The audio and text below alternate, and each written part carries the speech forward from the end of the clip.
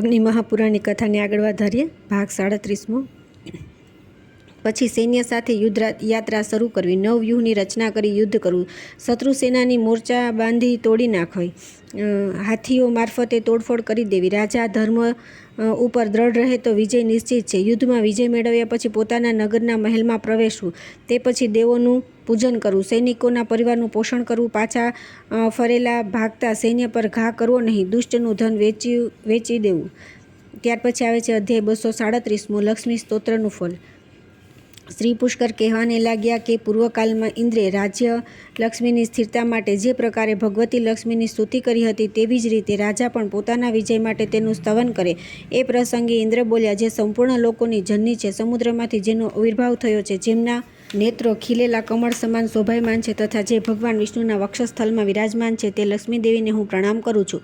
જગતને પવિત્ર કરનારી દેવી, તમે જ યજ્ઞ વિદ્યા, મહાવિદ્યા, ગુહ્ય વિદ્યા તથા મોક્ષરૂપ ફળ પ્રદાન કરનારી આત્મવિદ્યા છો. હે દેવી, તમો સ્વયં સૌમ્ય રૂપધારી સુંદરી છો. તમારી કૃપાથી જ મનુષ્યોને સદા સ્ત્રી, પુત્ર, ગૃહ, મિત્ર અને ધન ધાન્ય આદિની પ્રાપ્તિ થાય છે. જે પુરુષો ઉપર આપની દયા દ્રષ્ટિ પડી જાય છે તેને શરીરની નિરોગીતા, ઐશ્વર્ય, શત્રુ પક્ષની હાનિ અને સર્વ પ્રકારના સુખો મળે છે. કંઈ દુર્લભ રહેતું નથી. આપ સર્વને પવિત્ર કરનારા દેવી છો.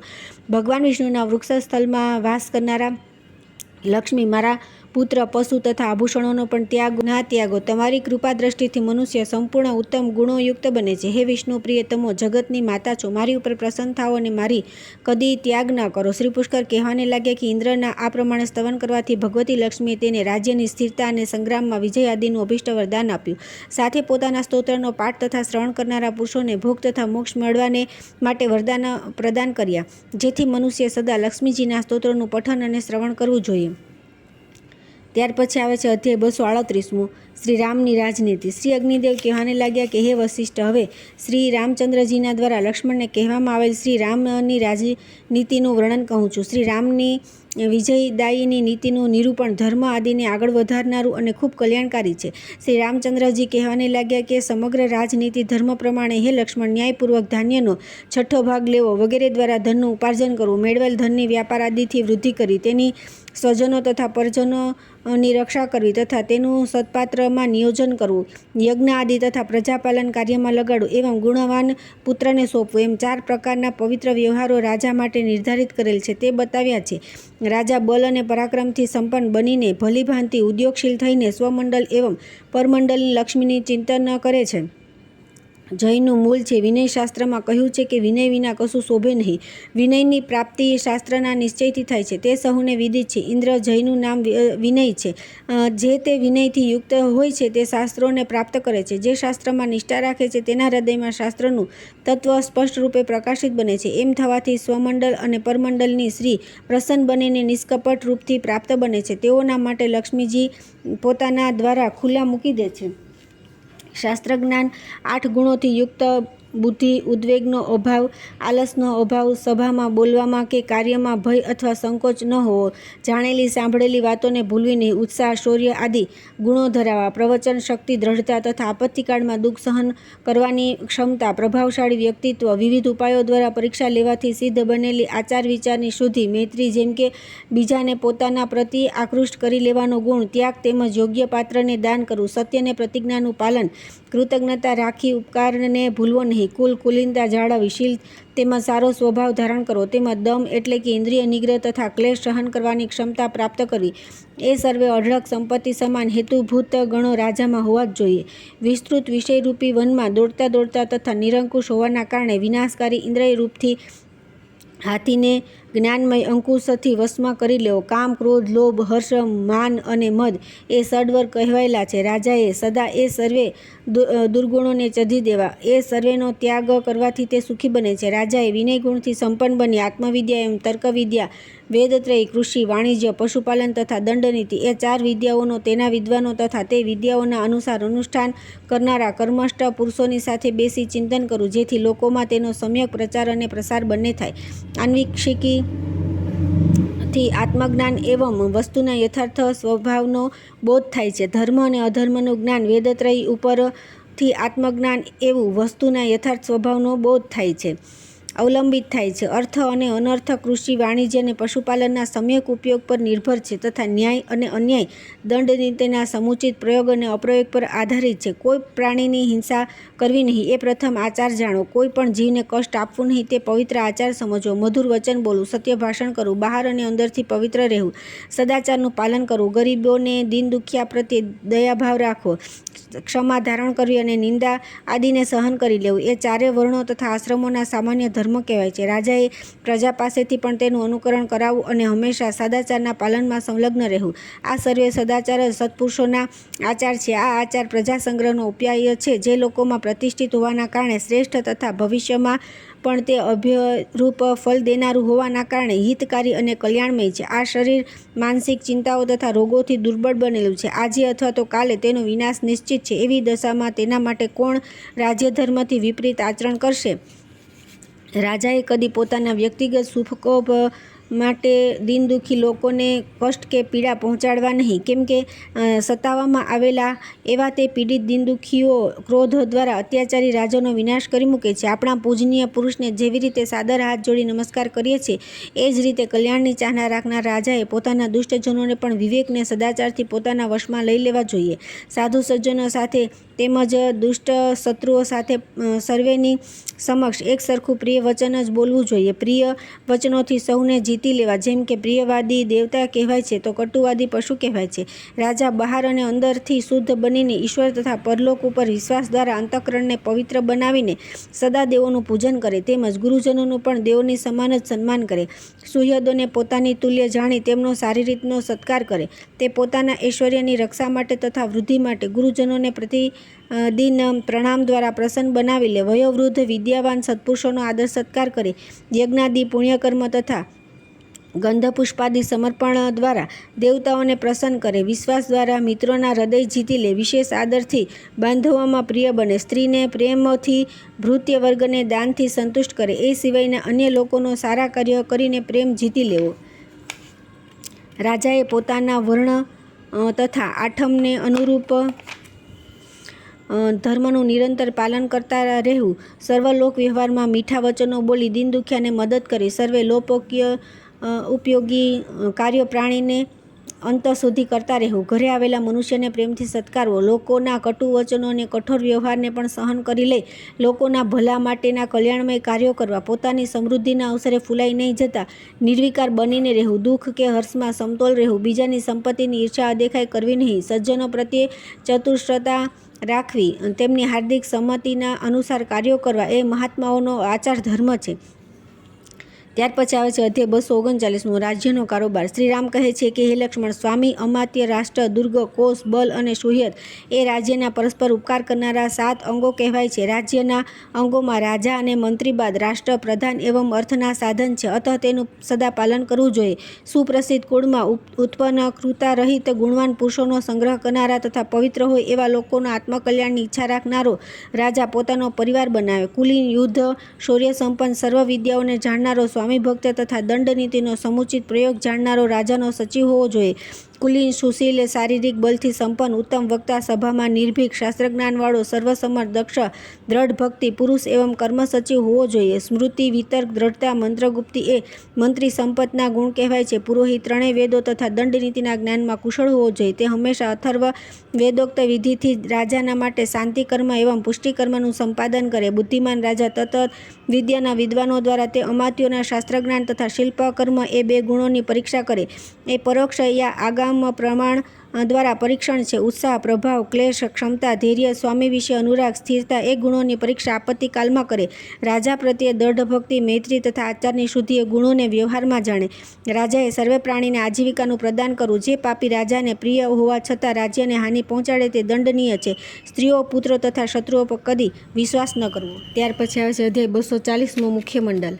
શ્રીરામ કહેવાને લાગ્યા કે રાજાએ મુખ્ય દ્વાદશ રાજમંડળનું સદૈવ ચિંતન કરવું. અરિમિત્ર અરિમિત્ર મિત્ર તથા અરિમિત્ર મિત્ર એ ક્રમશઃ વિજીસી ગુશુનું સામેવાલા કહેવાય છે. વિજીગીપુશુ પાછળ ક્રમશઃ 4 રાજા હોય છે: પાર્ષ્ણિગ્રાહ, આક્રંદ, પાર્ષ્ણિગ્રાહસાર અને આક્રંદાસાર. હે લક્ષ્મણ, હવે હું તને સંધિ, વિગ્રહયાન અને આસાન આદિના વિષયમાં બતાવું છું. કોઈ બળવાન રાજા સાથે યુદ્ધ થઈ જતાં પોતાના પક્ષની અવસ્થા શોચનીય હોય તો પણ પોતાના કલ્યાણ માટે સંધિ કરી લેવી જોઈએ. સંધિના 16 પ્રકાર જણાવેલા છે. એકબીજા પ્રત્યે અપકાર કરવાથી મનુષ્યમાં વિગ્રહ થાય છે. રાજા પોતાના અભ્યુદયની ઈચ્છાથી અથવા શત્રુથી પીડિત થવાથી જે દેશકાલની અનુકૂળતા અને સૈનિક શક્તિથી સંપન્ન હોય તો વિગ્રહ પ્રારંભ કરે.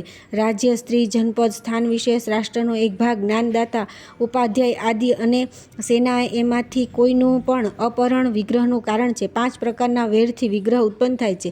જે વર્તમાન અને ભવિષ્યને પરિશ્રુદ્ધ પૂર્ણતઃ લાભદાયક હોય તે જ વિગ્રહ રાજાએ છોડવો જોઈએ.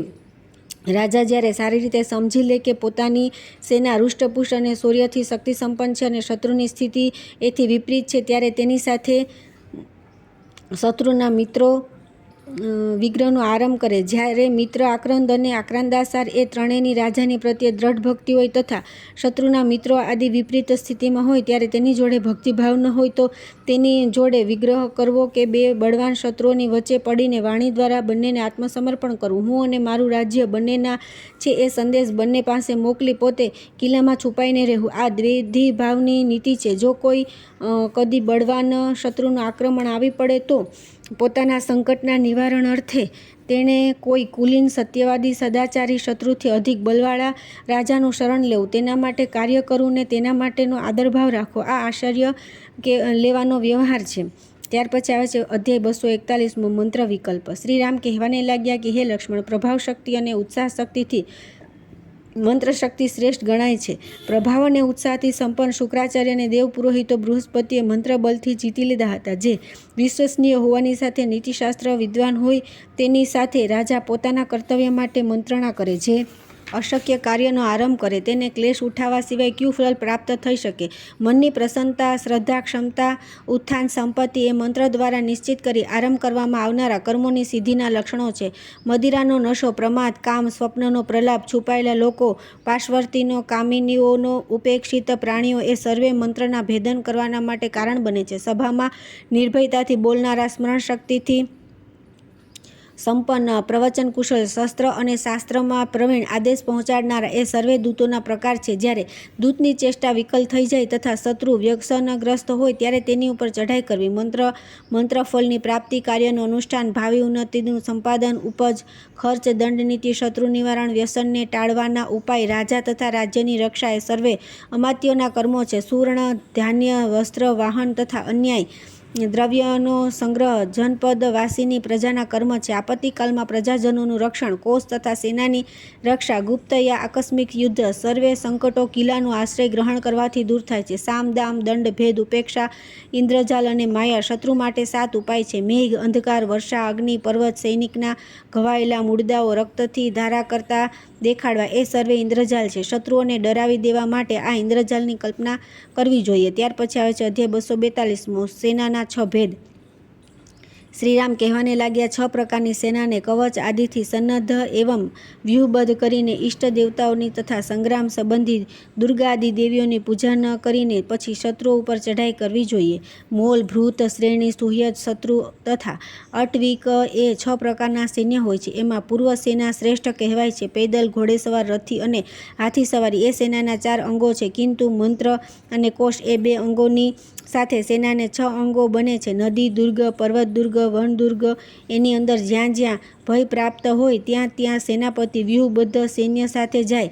રાજા તથા તેનું અંતઃપુર સેનાની મધ્યમાં રહી યાત્રા કરે. ખજાનો પણ મધ્યમાં રાખવો. રાજાની અલગ બગલમાં ઘોડેસવારો સૈનિકો રાખવા. તેઓની પાછળ રથસેના મૂકવી. રથસેનાની પાછળ હાથીની સેના રહે. તેની બંને તરફ જંગલી સૈન્ય રહે. યાત્રાકાળમાં પ્રધાન એવં કુશલ સેનાપતિ સ્વયં સ્વામીની પાછળ રહી સર્વેને આગળ કરતો ચાલે. થાક્યા પાક્યા સૈનિકોને આશ્વાસન ને ઉત્સાહ વધારે. તેની સાથેની સારી સેના કમર કસીને લડવાને માટે તૈયાર રહે. આગળથી શત્રુનો ભય હોય તો વ્યૂહ રચના કરી લેવી જોઈએ. સમય તાકી શત્રુના સૈન્યમાં ફૂટ પાડી દેવી. શત્રુ ઉપર આક્રમણ કરી તેને મારી હટાવવો. સેના કૂચ કરતી હોય ત્યારે શત્રુ ઘેરો ડાલે તો હાથીઓને આગળ કરી અવરોધને નષ્ટ કરી દેવો. અભિન્ન સેનાનું ભેદન અને ભિન્ન સેનાનું સંધાન એ બંને કાર્યો રથ સેના દ્વારા સાધ્ય છે. વનમાં ક્યાં ઉપદ્રવ છે, ક્યાં ઉપદ્રવ નથી તેનો પત્તો મેળવવો, દિશાઓની શોધ કરવી, માર્ગનો પત્તો લગાડવો એ અશ્વસેનાનું કાર્ય છે. શ્રી અગ્નિદેવ કહેવાને લાગ્યા કે હે બ્રહ્મન, શ્રી રામે રાવણનો વધ કરી અયોધ્યાનું રાજ્ય પ્રાપ્ત કર્યું. શ્રી રામની બતાવેલી એ નીતિથી પૂર્વકાળમાં લક્ષ્મણ ઇન્દ્રજીતનો વધ કર્યો હતો.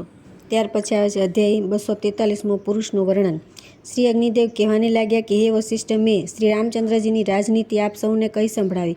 હવે આજે હું આપ સૌને પુરુષનું વર્ણન કહું છું, જેનો પૂર્વકાળમાં ભગવાન સમુદ્રે ગર્ગ મુનિનો ઉપદેશ કર્યો હતો. સમુદ્ર કહેવાને લાગ્યા કે હે ઉત્તમ આચરણ કરનારા મહાન ગર્ગ મુનિ, હું પુરુષોનો લક્ષણ એવં તેઓના શુભાશુભ ફલનું વર્ણન કહું છું, સાંભળો. એકાધિક, દ્વિશુકલ્ક, ત્રિવિનિત, ત્રિકાલગ્ન એવં ત્રિવિપુલ પુરુષ શુભ લક્ષણોથી સંપન્ન માનવામાં આવે છે. એ જ રીતે ચતુર્લેખ, ચતુષ્મ, ચતુષ્કોણ, ચતુર્દષ્ટ, ચતુષ્કૃષ્ણ, ચતુર્ગંધ, ચતુર્હસ્વ, પંચ સૂક્ષ્મ, પંચ દીર્ઘ, સુડનત, અષ્ટવંશ, સપ્તસ્નેહ, નામાવલ, દશપદ્મ, દશવ્યુહ, ન્યાગોધ્ર, પરિમંડલ, ચતુર્દશ દ્વંદ્વ એવં ષોડાક્ષી પુરુષોને પ્રશસ્ત માનવામાં આવે છે. ધર્મ, અર્થ તથા કામથી સંયુક્ત ધર્મ એકાધિક મનાય છે. તારકાહીન નેત્ર, ઉજ્જવલ દંત, પંક્તિથી સુશોભિત પુરુષ દ્વિશુક્લ કહેવાય છે.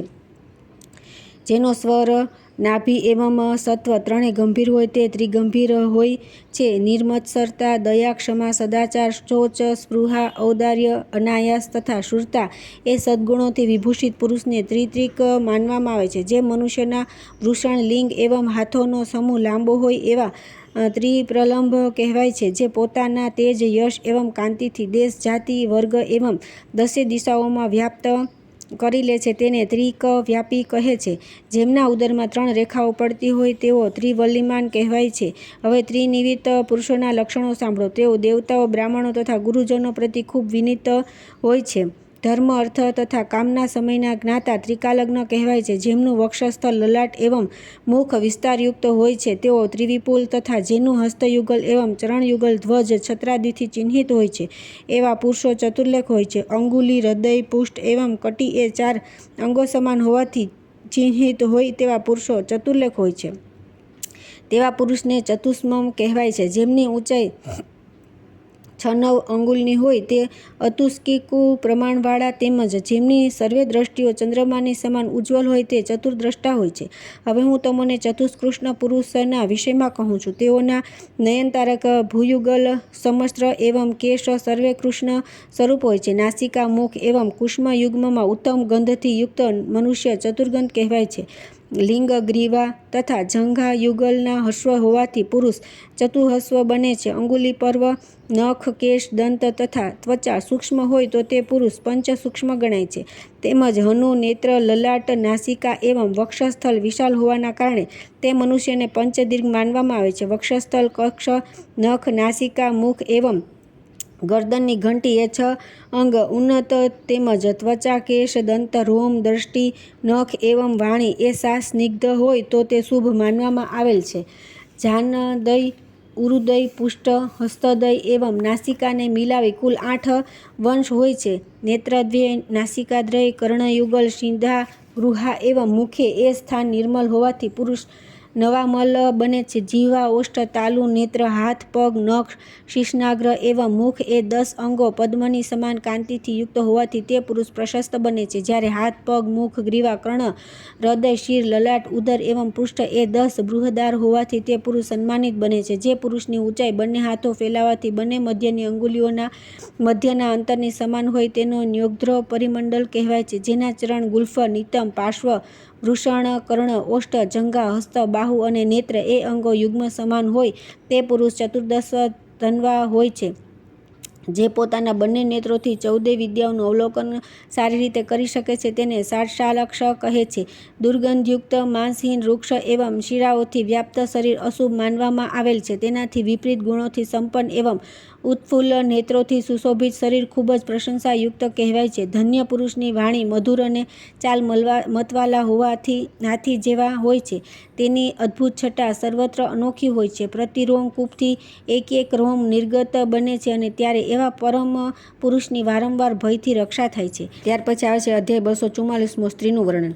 એ પ્રસંગે પુરુષોના લક્ષણોની વાત પૂર્ણ કર્યા પછી સમુદ્ર ગર્ગ ઋષિને કહેવા લાગ્યા કે અહો મહાન તપસ્વી ગર્ગમુનિ, હવે હું સ્ત્રીઓના લક્ષણ કહું છું તે સાંભળો. શરીરથી ઉત્તમ શ્રેણીની સ્ત્રી તે કહેવાય કે જેનું સંપૂર્ણ શરીર મનોહર હોય, જે મતવાલા હાથીની જેમ મંદ ગતિથી ચાલતી હોય, જેના ઉરોધ તથા નિતંબ પ્રદેશ ભારી હોય તથા નેત્ર ઉન્મત્ત પારાવતીના સમાન મધ ભર્યા હોય, જેના કેસ સુંદર નીલવર્ણા હોય, શરીર પાતળું અને અંગ રૂવાટી વિનાનું લીસું હોય, જે જોતાં જ મનને મોહી લેનારી હોય, જેના બંને પગો સમતલ ભૂમિને પૂર્ણરૂપથી અટકે છે અને બંને સ્તનો પરસ્પર એકબીજાને અડી રહેતા હોય, જેનો નાભી પ્રદેશ દક્ષિણાવર્તી હોય, યોનિ પીપળાના પાંદડાના આકારવાળી હોય, બંને ગુલ્ફ અંદરથી છુપાયેલા હોય, માંસલ હોવાના કારણે તે જાડી કે મોટી ઉભરેલી દેખાતી ન હોય, નાભી અંગૂઠાના બરાબરની હોય તેમજ પેટ લાંબુ કે લટકતું ન હોય, તે સ્ત્રી સુંદર કહેવાય.